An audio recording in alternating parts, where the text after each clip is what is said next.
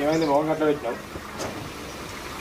ఇగో మీ అమ్మ పండగ ఉండవంటేనే నేను ఉన్నా కదా, నేను మా ఇంటికి పోతా అంటే నువ్వేమన్నావు, అమ్ముండు అన్నప్పుడు ఉండొచ్చు కదా, మళ్ళీ అమ్మ బాధపడుతుంది అని అంటేవి. సరే అని చెప్పి ఆ మాట ఎందుకు తీసేయాలని నేను ఉన్నా. పండుగకు నిన్నటి దాకా పొద్దుగాల దాకా అందరం కలిసి బట్టలు పోదాం, ఎవరికి నచ్చిన చీర వాళ్ళు తెచ్చుకుందరని అమ్మును బాప ఇద్దరు అన్నారు. ఇప్పుడు నన్ను బంతిపూలకు పోమంది కదా, వచ్చావు పెద్దమ్మల ఇంటికి, బంతిపూలకు పోయి వచ్చి బంతిపూలు ఇచ్చి నేను ఇట్లా పోతా అంటే పిలిచి ఏమన్నది కదా అంటే, అక్కకేమో 2000 ఇచ్చింది చీర తెచ్చుకోమని, నాకు 1000 రూపాయలు ఇచ్చింది.